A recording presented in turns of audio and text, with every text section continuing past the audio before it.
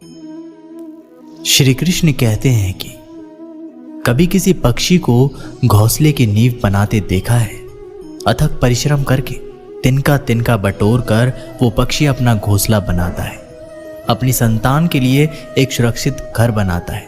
और फिर कहीं से तीव्र आंधी आती है, भारी वर्षा होती और उसका घोंसला तिनका तिनका करके बिखर जाता है। फिर भी वह पक्षी रोता नहीं है, ना ही विलाप करता है। वो बिना विलंब करे फिर से अपना घोंसला बनाना प्रारंभ कर देता है और घोंसला बनाने में सफलता पाता है। फिर हम क्यों छोटी छोटी असफलता से भयभीत होकर परिश्रम करना छोड़ देते हैं? एक बात सदा याद रखिएगा कि हर वृक्ष कुल्हाड़ी की एक मार से नीचे नहीं गिरता, हर चट्टान धन के एक प्रहार से नहीं टूटते। सफलता पाने के लिए अनावरत परिश्रम करना ही मात्र एक मार्ग है। जब भी आप पढ़ाई करो तब आप ये सोचें कि आखिरी बार पढ़ रहा हूँ, कल मेरा एग्ज़ाम है। यकीनन इस सोच के साथ की गई तैयारी एक अलग लेवल की होगी और आप बड़े से बड़े एग्ज़ाम आसानी से पास कर लेंगे।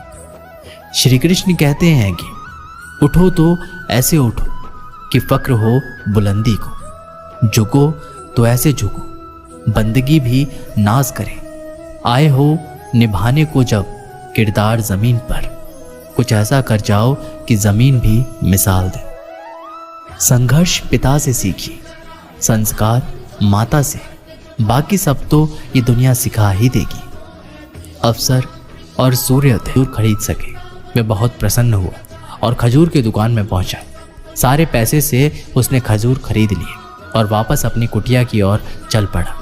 कुटिया की ओर जाते जाते उसके मन में विचार आया कि आज मुझे खजूर खाने की इच्छा हो सकता है कल किसी और वस्तु की इच्छा हो जाए।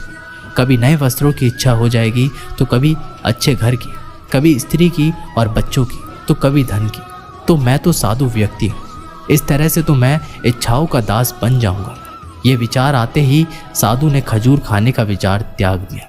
उस समय उसके पास से एक गरीब व्यक्ति गुजर रहा था। साधु ने उसे बुलाया और उसे सारे खजूर दे दिए। इस तरह उसने स्वयं को इच्छाओं का दास बनाने से बचा लिया। दोस्तों, इस कहानी से हमें ये सीख मिलती है कि यदि हम अपनी हर इच्छाओं के आगे हार जाएंगे तो सदा के लिए अपनी इच्छाओं के दास बन जाएंगे। मन चंचल होता है और उसमें रह रहकर इच्छाएं उत्पन्न होती रहती है, जो उचित भी हो सकती है और अनुचित भी। ऐसे में इच्छाओं पर नियंत्रण रखना आवश्यक है।